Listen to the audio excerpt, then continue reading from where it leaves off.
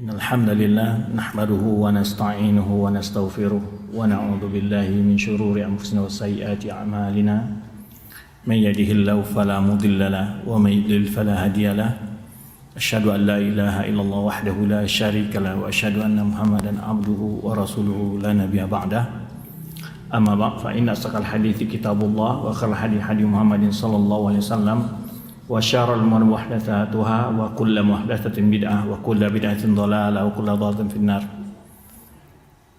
Puji syukur kepada Allah Subhanahu wa taala, salawat dan salam buat Nabi kita Muhammad sallallahu alaihi wasallam yang kami hormati para asatiz di Ma'had Ali Imam Syafi'i Cilacap. Semoga Allah Subhanahu wa taala senantiasa menjaga beliau-beliau semua, memberikan keberkahan pada ilmu dan keluarga beliau semua. Kemudian yang kami cintai para mahasiswa Ma'had Ali Imam Syafi'i Cilacap, semoga Allah SWT senantiasa memberikan taufiknya bagi mereka dalam menimba ilmu di lembaga yang mulia ini. Alhamdulillah, Allah SWT memudahkan pada kami untuk berkunjung ke Ma'had Ali Imam Syafi'i Cilacap ini, walaupun sudah lama sebenarnya ada keinginan untuk berkunjung, karena sejatinya boleh dikatakan cikal bakal SD Imam Syafi'i itu juga dari miasnya Cilacap ini, ya, karena Mais, ya, bukan mias, ya, Mais, Ma'had Ali Imam Syafi'i Cilacap.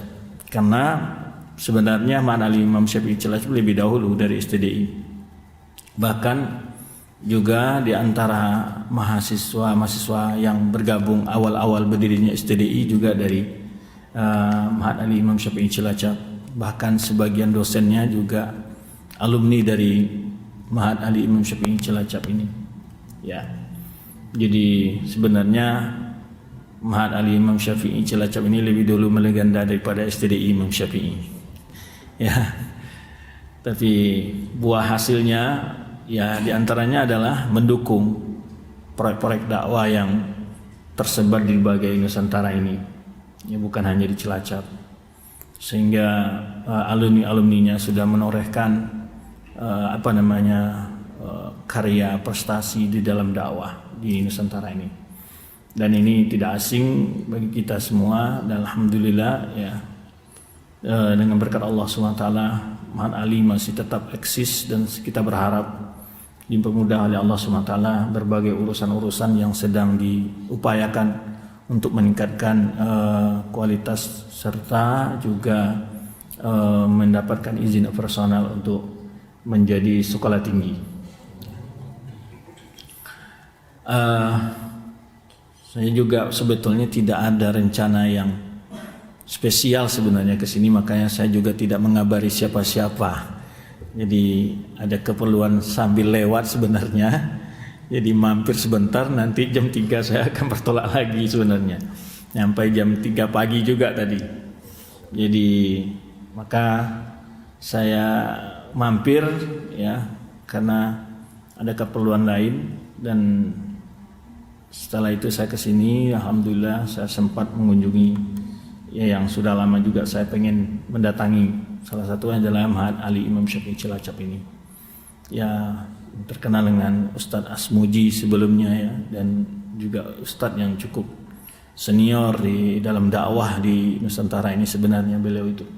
Semoga Allah merahmati beliau dan menerima amal soleh beliau.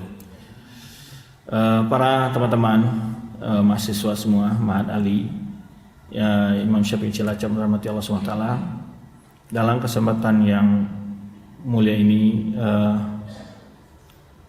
saya ingin berbagi saja trik-trik yang perlu dimiliki di dalam mencari ilmu. Trik-trik yang harus perlu dimiliki dalam mencari ilmu. Kalau kita lihat sekarang ini, tidak sedikit, ya, baik Ma'had Ali maupun sekolah tinggi sudah banyak berdiri. Demikian pula luar biasanya minat untuk melanjutkan pendidikan ke luar negeri, baik di Saudi Arabia secara umum maupun di Universitas Islam Medina secara khusus. Tetapi ada suatu kamus kauni atau kaidah kauniyah. Segala sesuatu iza kathurat rakhisat. Apabila banyak, dia akan jadi kurang nilainya. Kalau istilahnya kalau dunia perdagangan kan, bila di pasar itu bawang Cilacap ini apa produksinya? Kalau di Brebes bawang ya. Kalau bawang banyak di pasaran harganya jadi turun kan? Ya kan gitu ya. Tapi apakah ini juga terdapat pada lingkaran ilmu? Nah, jadi supaya antum tidak menjadi sesuatu yang istilahnya ikut arus saja, tapi benar-benar memiliki kualitas ketika menggeluti sebuah keahlian,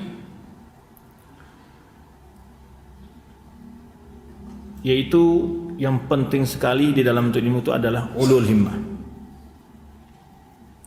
Apa namanya? Ulul himmah.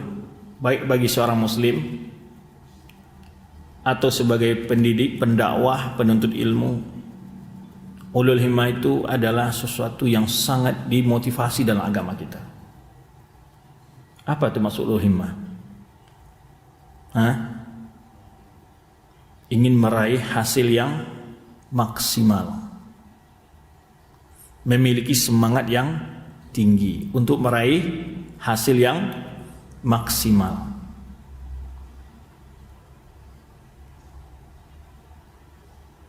Karena banyak orang menuntut ilmu hanya sekedarnya saja. Sudah selesai di pondok, selesai di pondok, tetapi tidak pernah berbicara masalah mendapatkan hasil yang maksimal. Dan lawannya adalah yaitu al-kasal, malas. Malas itu bukan berarti tidak bekerja saja. Malas itu ada dua bentuk. Yang pertama memang sama sekali tidak bergerak dia. Ada malas yang tingkat yang lebih ringan itu adalah tidak memaksimalkan kemampuan. Yang ketiga lagi tidak mau meningkatkan kemampuan. Beda antara memaksimal kemampuan dengan meningkatkan kemampuan. Saya berikan contoh sama antum. Seseorang dia berkemampuan untuk mengangkat barang 15 kilo. Kekuatannya dia bisa, sebenarnya dia mampu mengangkat barang berapa? 15 kilo. Dia bekerja di sebuah toko umpamanya. Lalu pemilik toko bilang, tolong angkat beras ini nanti ke sana, yaitu 90 kilo. 90 kilo itu berapa kali angkut? Kalau diangkut 15 kilo? 6 kali. 6 kali dia perkirakan kalau 6 kali nanti ini sebelum zuhur sudah selesai. Kalau selesai sebelum zuhur, saya akan dibebani pekerjaan lain. Maka supaya dia menghabiskan waktu dan juga target untuk melakukan pekerjaan juga bisa, agar dia tidak terbebani dengan tugas yang lain, dibuat oleh dia apa? 10 kilo, 10 kilo. Datang bos, setelah asar, barang sudah sampai di tempat yang diperintahkan, berapa? 90 kilo. Dia melaksanakan tugas enggak? Melaksanakan. Tapi melaksanakan tugas dengan maksimal enggak? Tidak. Dan ini malas sebenarnya dia. Ketika dia terbiasa mengerjakan sebuah pekerjaan hanya 10 kilo, 10 kilo, 10 kilo setiap hari dia begitu mengerjakan pekerjaan yang rutin itu, dari kemampuannya yang tadi 15 kilo menjadi berapa? 10? Rugi atau beruntung dia? Rugi dia. Itu malas.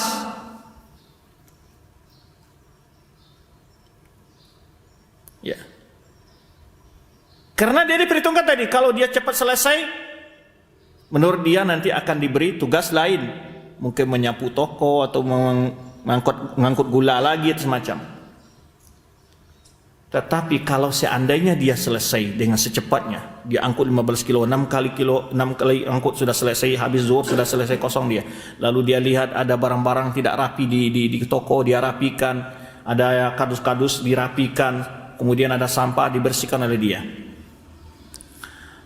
Orang seperti ini, apa penilaian bos kepada dia?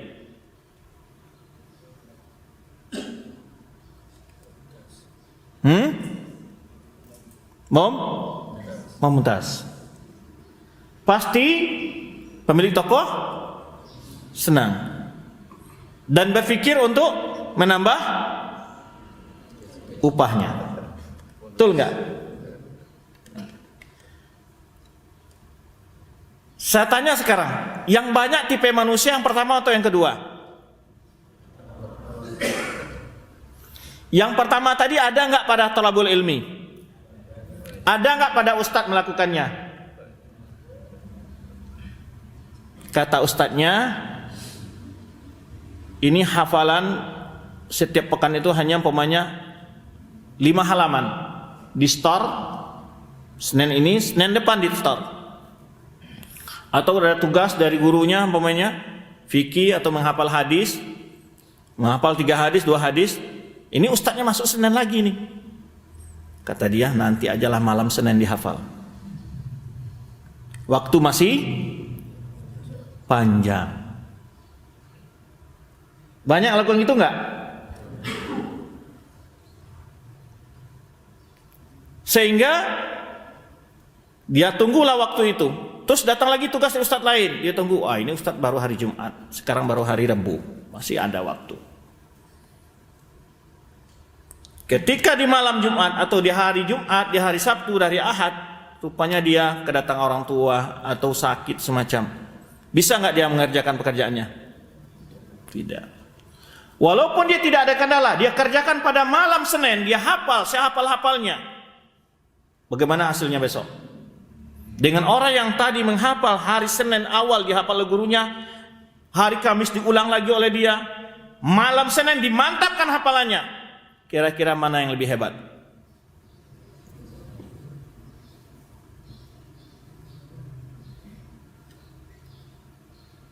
Renungkan.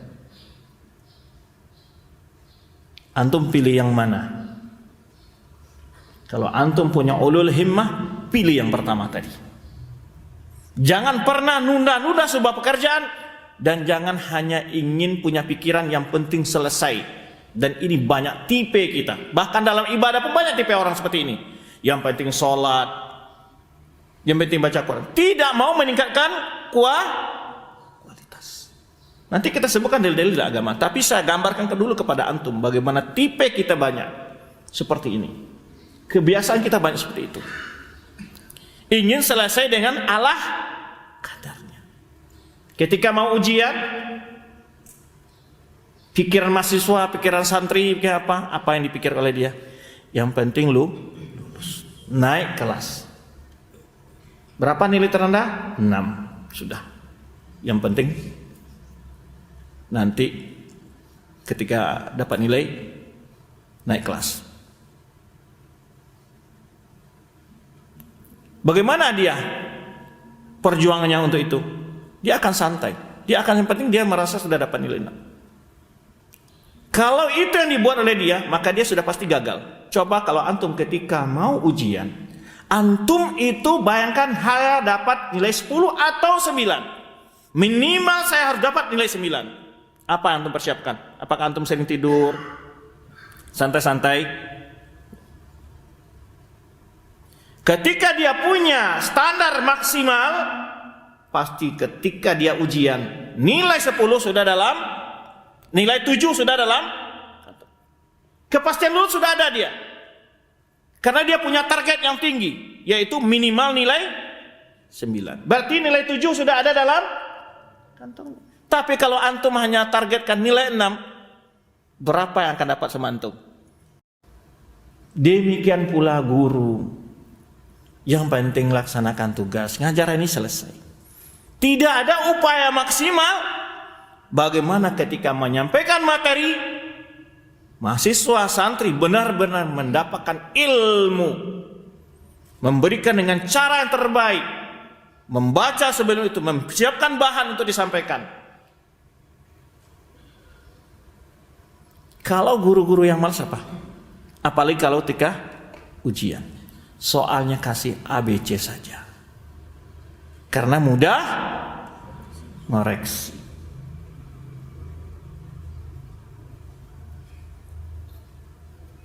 Karena kalau nanti dibuat soal esai ada 10, 20, wah itu membacanya apanya repot.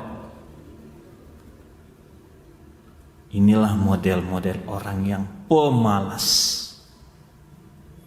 tidak punya ulul nggak ada semangat.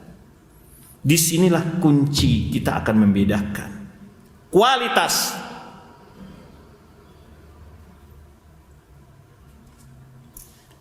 Ketika ustadz hanya mengatakan ayat dihafal setengah halaman, seorang santri, seorang mahasiswa apa? Dia upayakan hafal malam ini 1 halaman atau minimal 2/3 halaman. Itu orang yang punya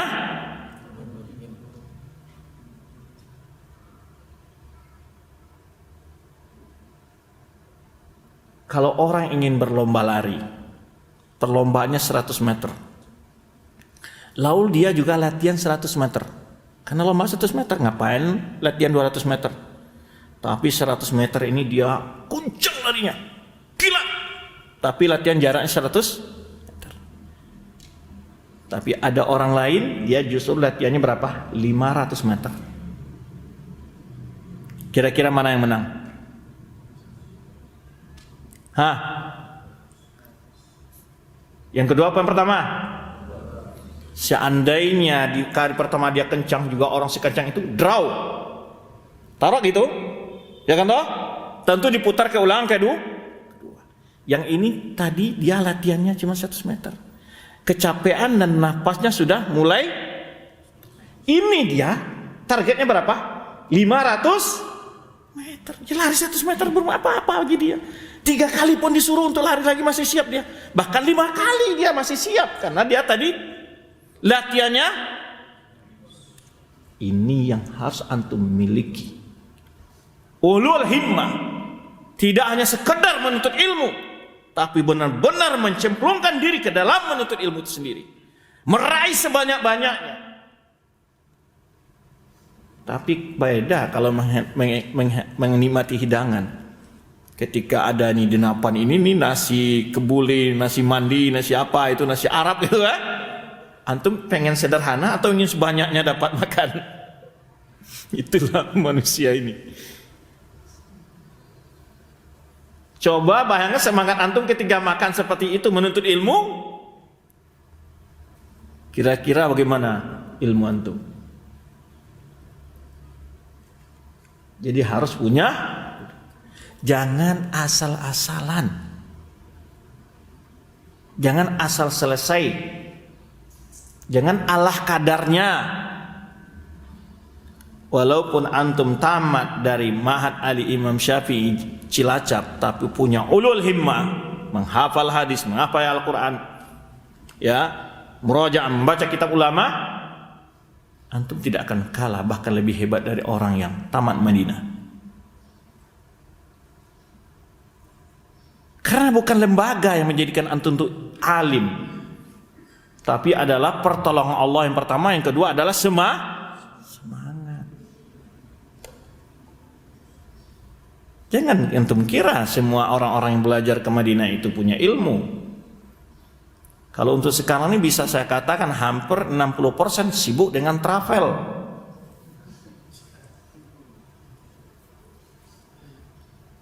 Malas. Ya. Terus pulang bangga-bangga dengan ijazah Madinah. Bukan ijazah yang akan dinilai orang, tapi ilmu.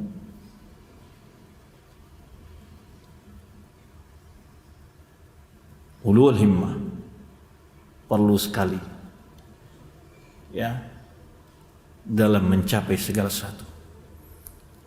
seandainya ada 1000 orang di pasar itu tukang cukur rambut, tapi antum salah satu orang yang paling ahli dalam mencukur rambut, kira-kira orang pergi kemana?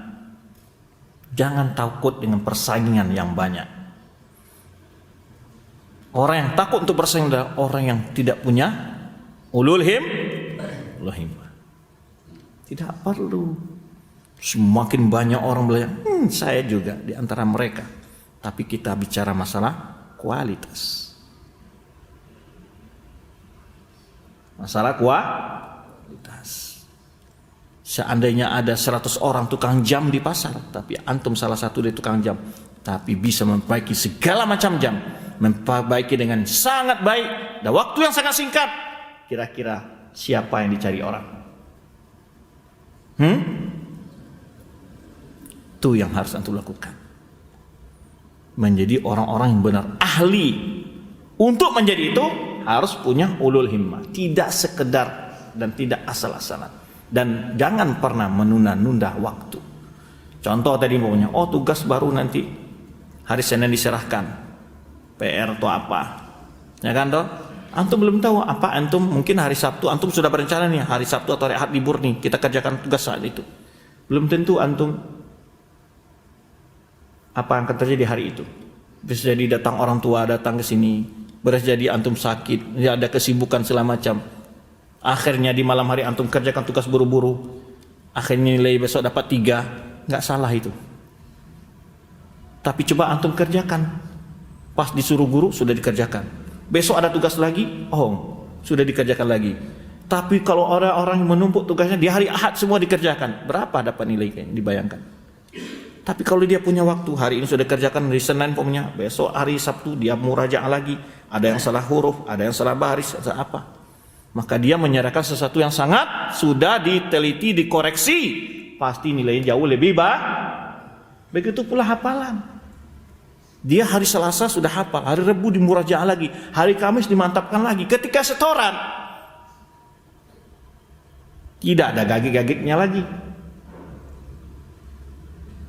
Nah, ini yang harus antum miliki. Fasilitas dan sarana tidak menjadi persoalan asal punya ulul himmah. Saya pernah berapa kali saya posting, yaitu bagaimana anak Afrika, antum bisa lihat banyak itu video itu menyebar jadi viral, yaitu belajar baca Al-Quran di api unggun tengah malam. Dan ada lagi bapak-bapak yang murojaah Al-Qurannya dengan anak sedang membajak di ladang. Udah di akun berapa kali saya itu, dan saya temukan itu adalah video yang terbaik yang pernah saya lihat. Apa saya sebut di situ adalah tantangan bukan sebagai alasan untuk mundur, tapi itu adalah saat untuk menegakkan perjuangan. Bagaimana mereka berjuang menghafal Al-Quran tanpa ada listrik di api unggun. Api unggun gimana antum? Bukan hanya cahaya, juga apa? Keterbatasan tidak menjadi halangan untuk maju, tidak menjadi halangan untuk maju. Asal ada kemauannya. Jangan tunggu fasilitas yang sempurna, tidak ada. Justru fasilitas yang sempurna itu membuat orang jadi malas dan terlena. Segala keterbatasan itulah nilai perjuangannya. Sesuatu yang dapat dengan mudah pasti hilangnya juga mudah. Sesuatu yang dapat dengan sangat sulit itu akan sangat perlu dijaga. Itu sudah kaidah alamiah itu seperti itu. Ketika antum pemain dikasih mainan oleh paman antum satu kecil, itu main itu ditabrak-tabrakan enggak apa-apa. Tapi coba kalau di gini orang tua antum bilang, main itu dibeli dipotong dari uang belanja antum. Gimana antum menjaganya? Terasa rugi ya, uang belanja dikurangin untuk beli mainan nanti. Nanti kalau rusak lagi dikurangi lagi. Akhirnya antum apa? Menjaganya, takut rusak ini. Nanti kurang lagi belanjanya. Maka sesuatu yang dapat dengan perjuangan, itulah yang akan selalu sangat sulit untuk dihilangkan. Akan menjaganya kita merasa ada nilainya. Maka milikilah ulul himmah. Beribadah juga begitu. Berwudu, sholat, jangan asalan. Sangat berbeda ketika kita wudu sesuai dengan sunnah Rasulullah SAW. Ada orang sholat asalan, iya, mungkin kewajiban untuk melaksanakan sholat dia lepas, tapi belum tentu dia dapat pahala. Maka disebutkan dalam hadis Rasulullah SAW, ada orang yang sholat dia dapat pahala usyruha wasulusuha. Ada yang 1/10, ada yang 1/3, ada 1/4. Ada yang tidak dapat pahala walaupun gugur dosa dari Itulah pekerjaan yang dilakukan dengan asal-asalan. Lakukan sesuatu itu dengan maksimal. Cari nilai terbaik. Kita akan kemukakan dalil-dalil di antara firman Allah Subhanahu wa taala. Fastabiqul khairat. 2 kali Allah mengulang ayat yang serupa ini dalam Al-Qur'an. Fastabiqul khairat. Apa artinya? Coba antum renungkan. Allah menyuruh kita untuk apa? Saling berlomba dalam, bukan maksudnya berlomba ini dari antara baik dan buruk, tapi adalah dalam kebaikan kita harus mendapat yang paling terbaik. Itu maksud ayatnya. Berlomba-lomba kami artinya agar kita menjadi orang terbaik dalam melakukan itu ulul himmah. Sama tadi kita katakan orang nilai 6 juga lulus, orang nilai 9 juga lulus. Tapi yang terbaik mana? Bukan sekedar lulus. Jangankan untuk hal berbuat amal, minta surga saja. Surga, ada nggak surga nggak baik? Hah? Tapi ketika Rasulullah SAW menyuruh kita minta surga, surga yang mana beliau suruh minta? Kenapa? Karena dia surga yang ada minta surga sudah selesai. Tidak. Rasul kita mendidik umatnya untuk minta surga yang terbaik. Surga. Mana ada surga tidak baik? Tapi disuruh yang terbaik. Kata Rasulullah dalam hadisnya, fa innallaha 'adal mujahidin fi sabilihi mi'ata darajah minal jannah. Allah menyediakan untuk orang berjuang di jalannya itu 100 tingkat surga, kata Rasulullah SAW. Fa iza sa'altumullahal jannata fas'alu firdausa fa innaha a'lal jannah wa awsatuha. Kalau kalian minta surga kepada Allah, mintalah surga Firdaus. Kenapa? Karena dia adalah surga yang paling tinggi dan yang paling terbaik. A'lal jannah wa awsatuha. Saqfa asyur rahman, atapnya adalah arasy Allah. Itu surga. Kalau orang yang malas, yang penting masuk. Apakah begitu? Tidak. Agama kita mendidik kita untuk menjadi umat yang terbaik. Maka antum di jalan menuntut ilmu, dalam berdakwah, dalam mengajar, lakukan yang terbaik. Jangan laksanakan dengan asal-asalan. Masih banyak dalil-dalil tentang hal itu yang menjadi motivasi bagi seorang muslim agar punya ulul him. Makanya Ibnu Qayyim menyebutkan dalam ungkapannya, al-ilmu wal amal tau'amani wa ummuhuma ulul himmah. Al-qasu wal bitalah tau'amani wa ummuhuma al-kasal. Al-jahl wal bitalah tau'amani wa ummuhuma al-kasal.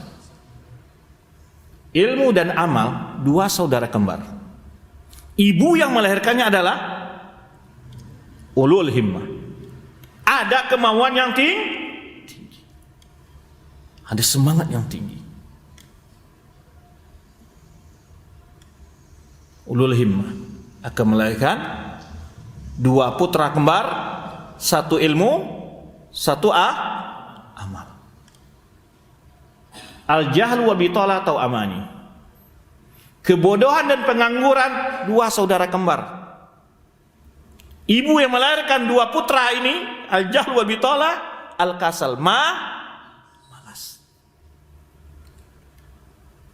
Tadi malas definisinya bukan hanya sekedar tidak bekerja, tapi adalah bekerja tidak maksimal dalam melakukan pekerjaan itu. Maka yang terpenting bagi kita seorang muslim, baik dalam beramal, berilmu, berdakwah, mengajar, memiliki ulul himmah, semangat yang selalu menggelora untuk mencapai hasil yang terbaik.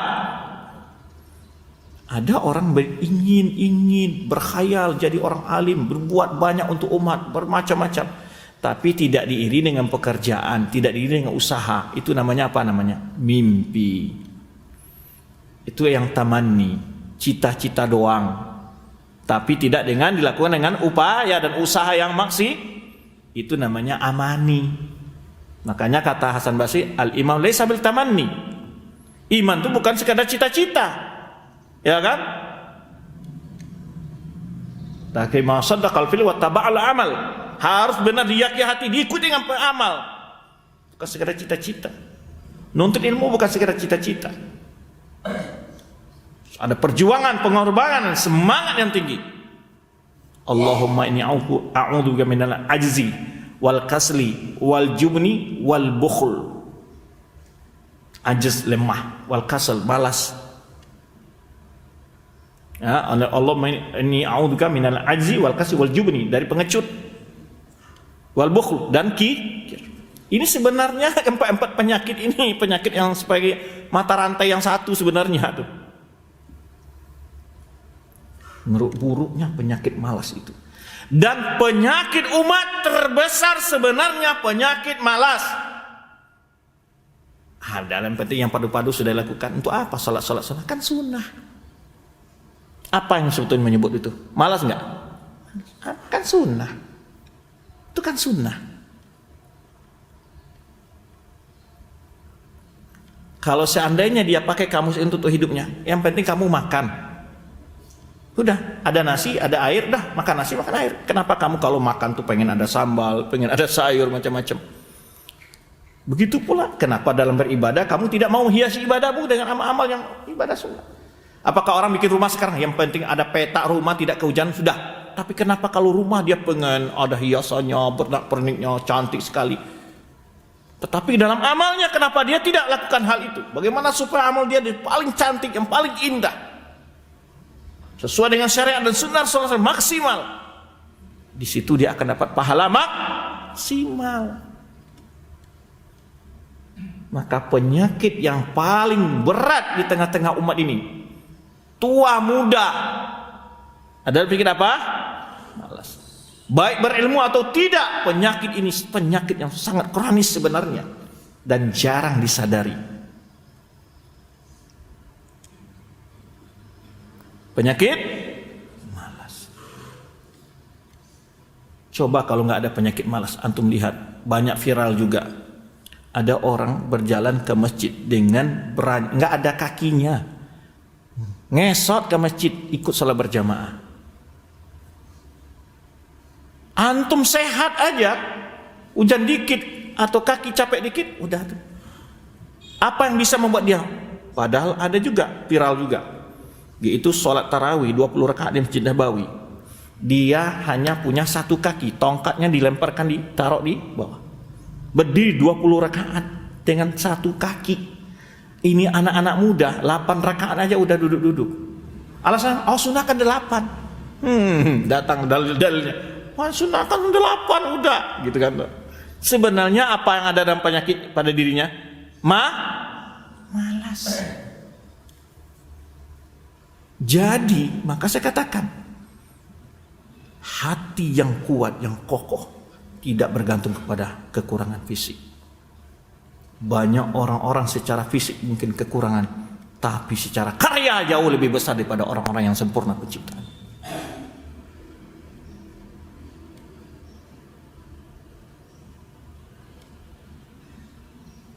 Maka jangan antum pemuda tua sebelum usia antum tua. Jangan mati sebelum roh telah berpisah dari badan. Kata Nukaim, ada orang yang mati, dia mayat yang berjalan di muka bumi ini. Dia mayat hakikatnya, rohnya masih gantung dia jadi mayat jalan ke bumi. Itulah orang-orang yang tidak beriman, tidak beramal soleh, tidak beramal kebaikan. Bangkai yang busuk dia berjalan. Dan begitu para banyak pemuda yang sudah tua sebelum usianya tuh malas. Tidak ada sifat semangat kreatif. Ya, maka antum sebagai pemuda miliki apa? Sifat ulul himmah. Apa bentuk-bentuk langkah-langkah mencapai ulul himmah, Ustaz? Jam 1 ya. Kereta saya jam 3 nanti. Pertama yang terpenting itu adalah mengatur waktu. Banyak sekali ayat-ayat bicara tentang waktu. Banyak sekali hadis-hadis bicara tentang waktu. Sehingga Allah bersumpah dengan makhluk-makhluk yang jadikan standar untuk mengetahui waktu. Wasyams, wal qamar, wal laili, wan nahar, wal fajr, wal asr. Dalam hadis, yaqta'im khamsan qabla khamsin, gunakan sebelum datang 5, gunakan yang 5 sebelum datang 5. Nikmatani maqbulun fihi makatim minan nas, as-sihhatu wal faragh. Ada 2 nikmat yang manusia selalu lalai untuk menggunakan 2 nikmat ini. Itu adalah kesehatan dan waktu kok. Yang paling banyak membuat kita merugi adalah tidak bisa mengatur waktu. Tidak bisa mengatur waktu. Maka atur waktu dengan sebaik-baiknya. Ya, mulai dari bangun tidur itu apa yang direncanakan. Catat kegiatan, kapan murojaah, kapan menambah hafalan, kapan menghafal hadis, kapan menghafal mutun, kapan pelajaran di kelas 2, ada waktu-waktu terbagi. Ya, usahakan ketika masuk kelas jangan pernah dosen lebih dahulu masuk daripada antum. Ini sekadar pengalaman saja. Ada min fadlil Rabbi. Semua ini adalah kemudahan yang Allah berikan ketika pengalaman ana dalam belajar di Universitas Islam Madinah.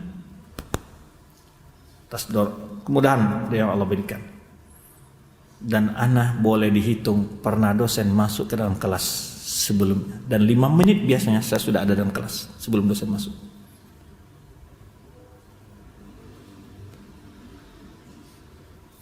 Perangkat dari asrama itu pelajaran untuk dipelajari itu sudah dibawa sekali tas.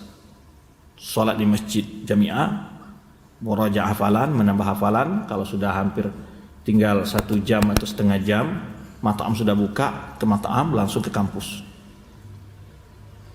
Tapi sebagai mahasiswa apa? Pagi salat subuh, balik lagi ke kamar, tidur di kamar, tidur lagi, tambah lagi tidur, terlambat bangun, mat'am sudah tutup, langsung lari ke kelas. Ke kelas juga terlambat.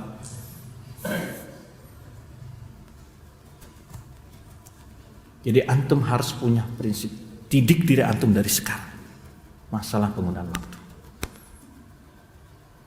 Dan yang taufik Allah, pada tahun 1099 anak tamat itu mendapat mahasiswa teladan satu-satu dari Indonesia di Universitas Islam Madinah. Dan ana menyelesaikan S2 dan S3 sebelum batas waktu. Belum pernah orang di Jamiah Islamiyah S2-nya menyelesaikan sebelum waktu. Belum pernah. Dan anak menyelesaikan 3 tahun, jatah waktunya 4 tahun. S3 jatah waktunya 5 tahun dan anak ambil 3 tahun saja. Kalau anak pengen senang-senang di Madinah, enak dong, kota Nabi, menerima mukafa'ah, berkeluarga di sana. Tapi antum apa yang antum mau?